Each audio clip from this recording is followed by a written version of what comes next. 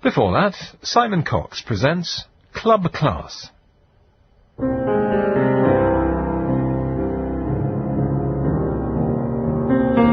Imagine a club where presidents, prime ministers and international bankers rub shoulders and where royalty's on hand to make sure everyone gets along, where the people running wars, the markets and Europe say what they never dare to in public. Welcome to the world of Bilderberg, the most exclusive and secretive club in the world.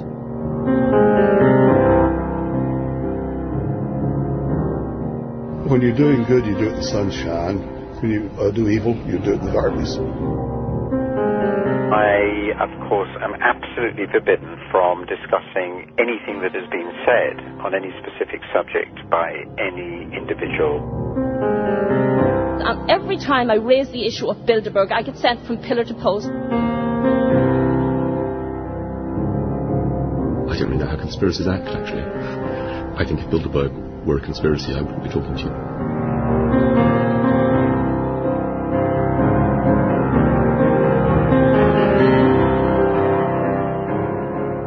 Bilderberg meets just once a year.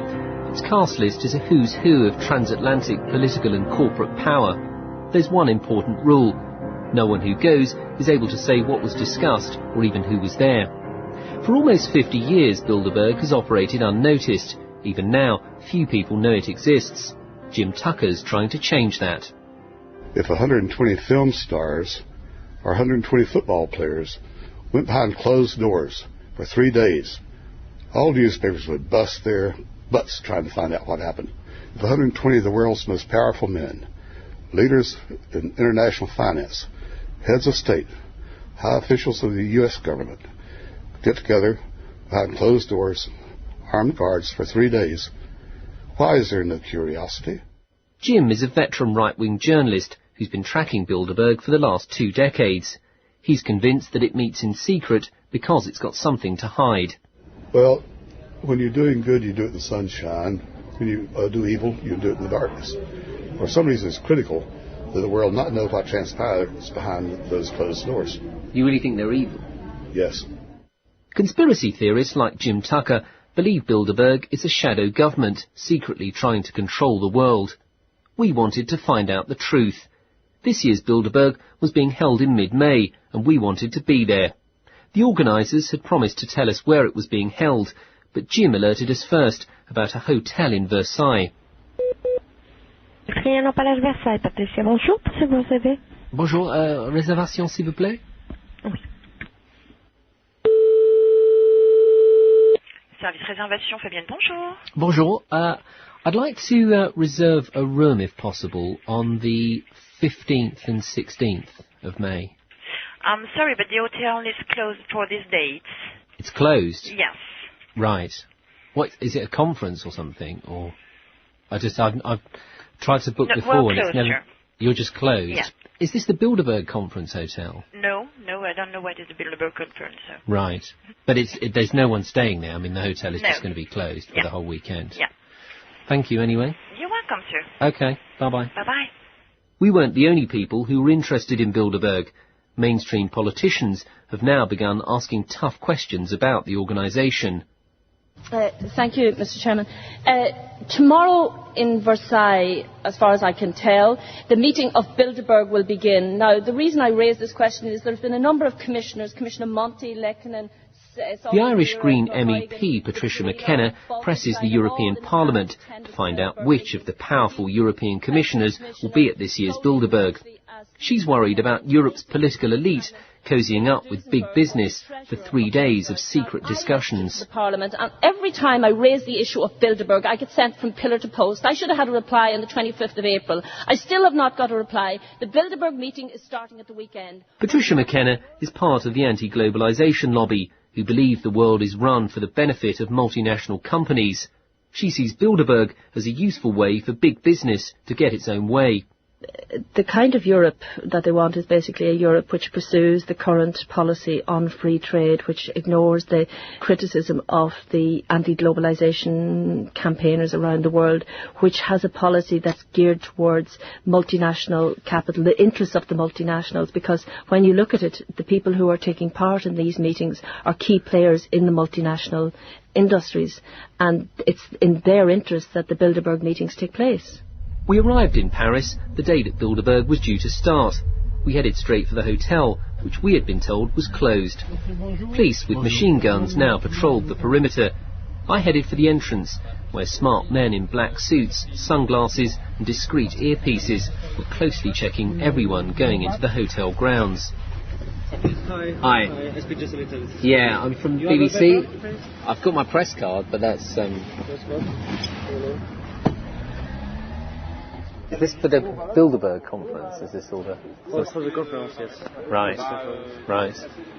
And there's no chance that we can come in and have a look? I'm from BBC. I know, but it's not possible you go here. Right. And the whole hotel is closed off, isn't it? It's closed. Hotel closed. We joined the other spectators, a handful of journalists and conspiracy theorists who were explaining to the locals what was going on. Rockefeller, Rothschild, Wallenberg, Beatrix de Holland, 4 jours avant le GA en avion. Ah, d'accord. Par déterminer les finances. Oui. D'accord. Très bien. Merci beaucoup. C'est très discrétion. We knew the meeting would be full of bankers and the heads of multinational companies, but spotting them would be tough. There were only a few familiar faces in a fleet of modest Renault hatchbacks ferrying guests into the safety of the hotel. Okay, here's another one coming. Who's in there?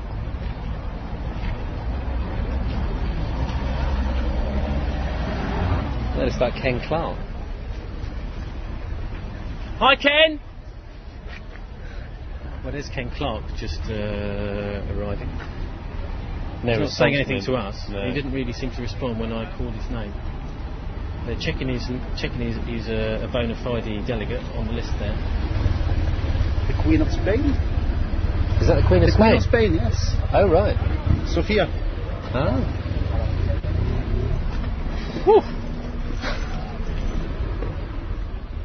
For 50 years, Bilderberg has kept its affairs private. There are no public records, and Bilderberg's own archives are embargoed. The only information we can be sure of come from the files of the former Labour leader Hugh Gaitskell, taken during Bilderberg meetings in the 1950s. Yes, Hugh Wilford here. In a drab London University office block, the historian Dr. Hugh Wilford shows me the archive where Gaitskell hoarded everything from the first conference in 1954 at the Bilderberg Hotel in Holland. Yeah, if I could order some additional items from the Gaitskell papers, please. Some items from... Inside the copious manila folders is everything from the helpful Dutch guide to windmills to Gaitskell's pad with detailed notes about all of the conference speakers. In his letters, Bilderberg's secrecy was laid bare for the first time. We found this letter. What's this one?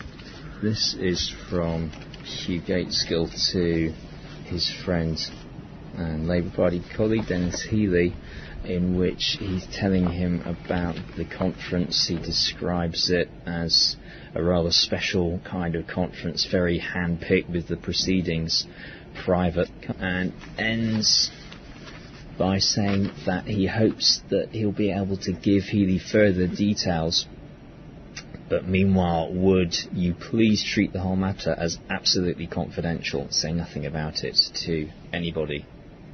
So, real secrecy from the very beginning? Yes. Because you can see when you hear about the way that it's set up, why people have these conspiracy theories. Yes, no, I can quite see why that is the case, and the fact that so much secrecy was insisted upon for these early meetings. And it doesn't necessarily look very good to the leader of the British Labour Party is consorting with various representatives of the secret services and American capitalists, and doing so in such a clandestine fashion. So yes, I can see why conspiracy theories have sprung up and surrounded Bilderberg. Bilderberg was set up to strengthen the troubled Atlantic Alliance. For 3 days, Europe and America's elite could meet and iron out any differences in private. Figures from the centre-left, like Gateskill, have always been a feature at Bilderberg, because big business and the Americans wanted to get them on their side. The conference papers show exactly what was discussed within the secret confines of Bilderberg. What's striking is the degree of consensus reached by those at the meeting on contentious topics like European integration. Here's another interesting, it's another paper from the first one. It's about the European Union. It's interesting here saying some sort of European Union has long been a utopian dream, but the conference was agreed that it is now a necessity of our times. Only in some form of union can the free nations of Europe achieve a moral and material strength capable of meeting any threat to their freedom. Yeah. So this is 50 years ago saying we must have a European Union. Yes.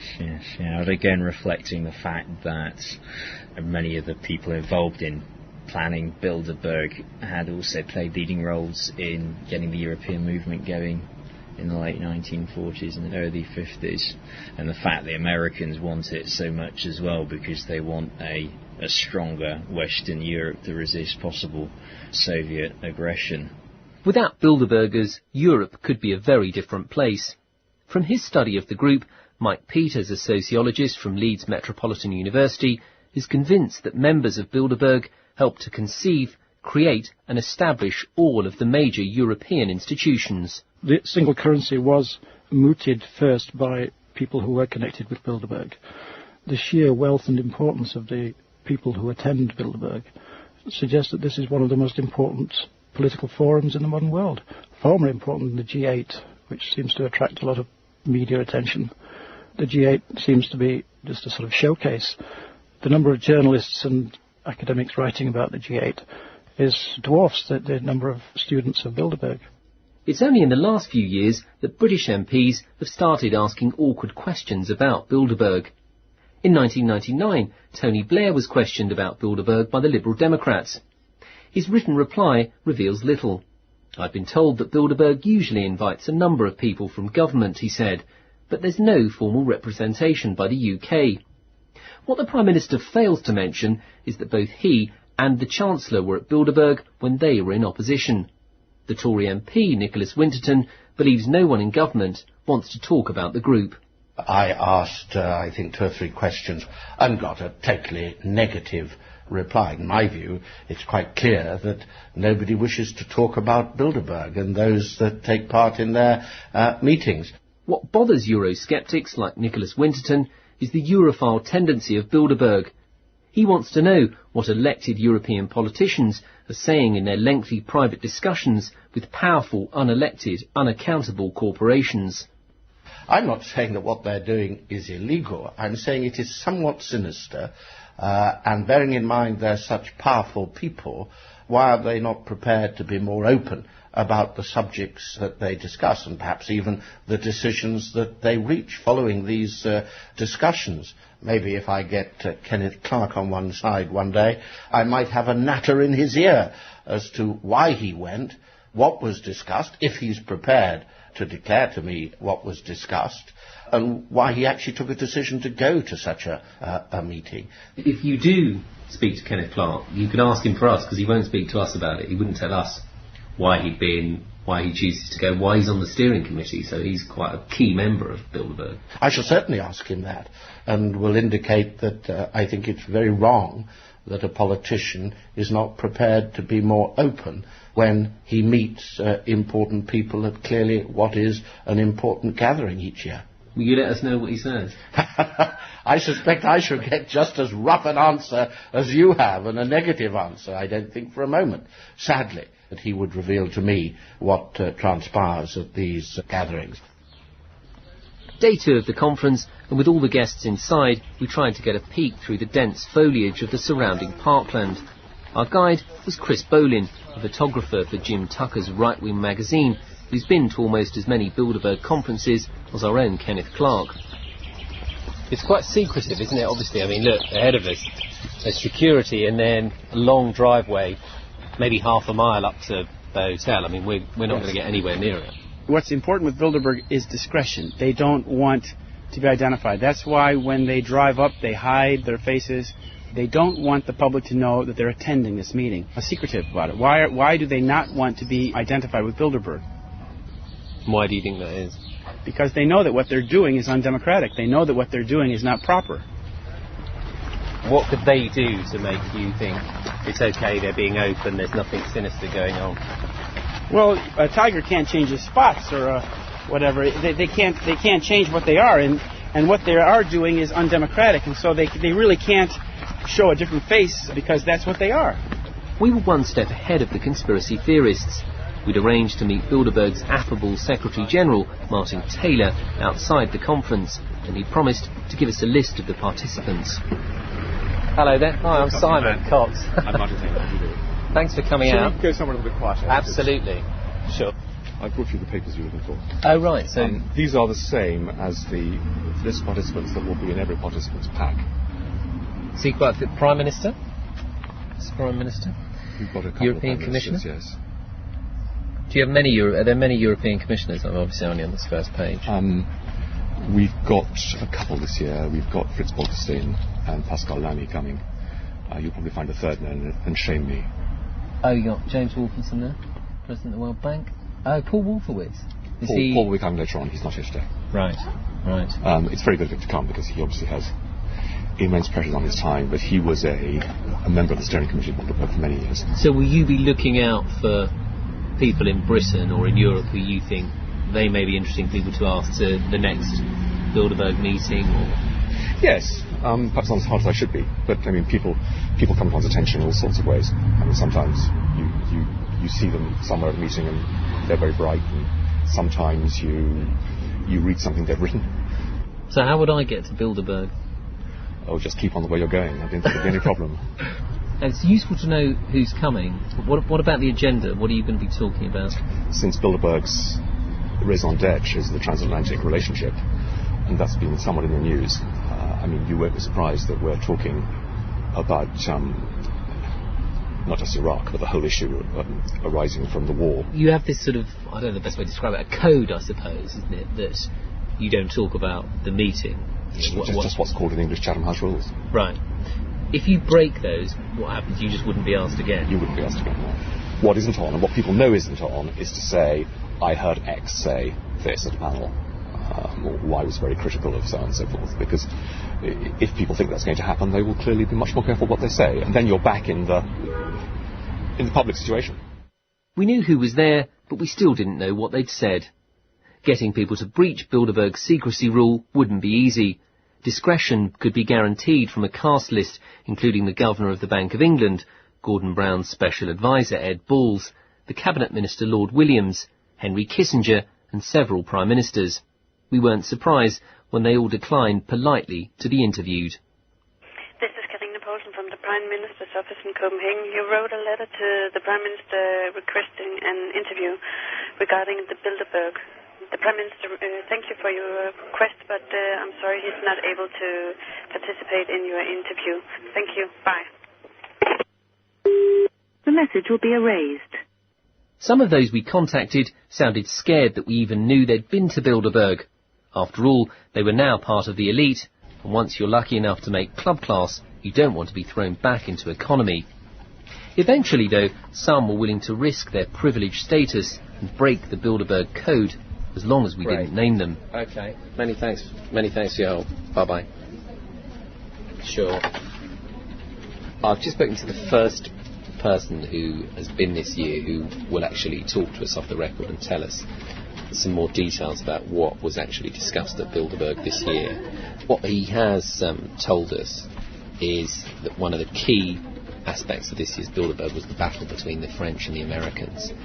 The French Foreign Minister was there, and the Deputy Defence Secretary, Paul Wolfowitz, was there from America, and he said that he was really surprised by how hurt the Americans were, and the depth of feeling. He said their nerves were really raw, that they couldn't even talk about Iraq policy. One of the most shocking comments was from the French Foreign Minister, Dominique de Villepin, who said that if it wasn't for the French and the Pope, that the war in Iraq would have seemed like a war against Islam. De Villepin had also said that if the Americans hadn't said it was about weapons of mass destruction, but in fact it was just about regime change, that maybe the French would have supported them. And obviously they're fairly incredible comments. If they were said openly anywhere else, they would have been front page news, especially in the French press and internationally. But of course no one has heard these comments because the whole nature of Bilderberg is that it's secret. One of the other interesting things he told us was that you might expect the politicians to dominate these kind of meetings, but he said that wasn't the case, that there were some of the businessmen there who were very active in the political discussions. What he also said as well was interesting was that the regulars, people on the steering committee, people like Kenneth Clark, Henry Kissinger, they would tend to lead and tend to dominate a lot of the discussions, and what he was surprised at was the tone of just how frank generally all the discussions were. He said it was like just being in a bar or a restaurant, the kind of language and the tone of the discussions. He said it was like being around normal people.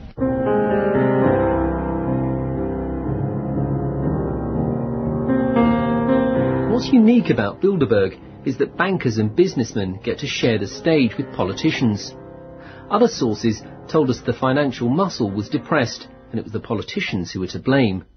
There was a feeling of crisis, was how one source put it. Some businessmen had warned the Americans and Europeans there could be a massive recession or even a trade war unless they stopped arguing. Since Bilderberg, Europe and America has got along much better. A coincidence, according to Bilderberg, but more ammunition for their critics. Getting anyone to speak on the record about Bilderberg was proving tough. After getting the OK from the organisation, the Financial Times economics commentator Martin Wolf agreed to be interviewed, but with certain conditions. I, of course, am absolutely forbidden from discussing anything that has been said on any specific subject by any individual participant. If you're happy to interview me on that basis, I'm happy to go ahead with an interview, provided we can find a suitable time. But there'd been a virtual news blackout of this year's conference, in spite of the fact there were journalists present from the New York Times, Newsweek and The Economist, to name but a few. But Martin Wolf, who's a Bilderberg regular, doesn't feel compromised that he can come to such a high-powered meeting, but he can't report what was discussed. The underlying aim was to make it possible for people who are making top-level decisions and interpreting the world on the two sides of the Atlantic really to understand how other people were actually thinking, as opposed to what they were at that point prepared to tell the press. So the logic is, which is, I think, to me, has always been persuasive. I've always believed that it is obvious there are things people are prepared to say, particularly people in power, are prepared to say privately, that they cannot say publicly, that it is very important for the people who deal with them to understand how they're thinking, what's the background to what they're doing, rather than just what they're saying for public opinion. People we had spoke to who were at the meeting were talking about the very differing opinions of Dominique de Villepin, the French Foreign Minister, and Paul Wolfowitz on Iraq, and you know, a discussion which, if it was in a public forum, certainly in France and probably elsewhere, would have been front page news. Well, I certainly can't confirm that. Because that was part of the discussion. You know that they were both participants, and you know from their well-known and published opinions that they disagree on quite a large number of matters. So I think the inference you're drawing wouldn't seem an unreasonable inference to draw. Perhaps at the end of it, both of them understood, all the people involved will have understood better what the other actually thinks. What unites Bilderberg's critics is concern over top corporate figures being allowed such unfettered access to senior politicians with no public scrutiny. Back at his day job as chairman of W.H. Smith, I get the opportunity to once again question Martin Taylor. How does he persuade powerful bankers and businessmen to give up their time if they don't have anything to gain? I've never needed to sell it to anybody, is all I can say. The only reason I've ever heard somebody say that they didn't want to come was that they couldn't on the dates concerned. I mean, people are attracted, I think, by sheer curiosity at being in a group like this and hearing certain things from the horse's mouth, as it were. And I think that the personal relations that are formed there, not in the sense of some ghastly Freemasonry where we should, or I mean, the sort of secret society, not that at all, but it's just the fact that people have a chance to get to know each other as individuals rather than as people that they come across in their government or business careers. Which they don't. I suppose it's not, because what I think the nub of people's worries is not really that you put a lot of politicians together and they have discussions. I mean, they do that all the time. Yes. But it's when you have senior business figures with politicians in an unaccountable setting, that's what really worries people. But does anybody among your highly educated and sensitive group of listeners suppose for a moment that these people don't meet all the time anyway? Well, presumably they don't, otherwise why would Bilderberg exist? Well, of course they meet all the time, but they meet on an individual basis rather than 120 in a room together. But I mean, do you really think that senior business people don't talk to politicians? I mean, it doesn't happen as much actually in Britain as in other countries. I mean, if you talk to senior politicians in Germany, for example, or senior business people, they're talking twice a week. Politicians and businessmen may meet regularly, but what's unique about Bilderberg is the calibre of the corporate and political figures gathered together in one place, and most importantly, in private. So are they, as their critics believe, trying to reach collective decisions about issues like Europe? I mean, there's no such thing as Bilderberg thinking. I mean, we have people from both sides of the political debate. I mean, if you take the two steering committee members from the UK, myself and Ken Clarke, I mean, we have diametrically different views on the desirability of British participation in the euro, for example. Generally speaking, there are more people at the Bilderberg conferences who would be in UK terms, highly Europhile, but that isn't surprising because the elites on the continent are 90% highly Europhile. And I've had some correspondence with people arguing that Bilderberg was actually a machine for getting rid of national sovereignty in the UK. All I can say is I've never seen it. So a comment I saw that said that if Bilderberg isn't a conspiracy, it certainly acts like one. Do you think that's an unfair assumption? Well, I think it's absurd. I don't know. I mean, who said it? And I mean, you've given me a statement taken out of context with which I can't possibly agree. I don't really know how conspiracies act, actually. I think if Bilderberg were a conspiracy, I wouldn't be talking to you this morning. Martin Taylor may portray Bilderberg as little more than a high-powered talking shop, but to his critics it will always be an exclusive and secretive club with too much power. Until Bilderberg does the impossible and opens up, that will always be the suspicion. It may not be a global government, but for the world's elite, the discussions they have and the people they meet at Bilderberg must influence the way they run their businesses, their economies and their countries. Club Class was presented by Simon Cox and produced by Richard Varden.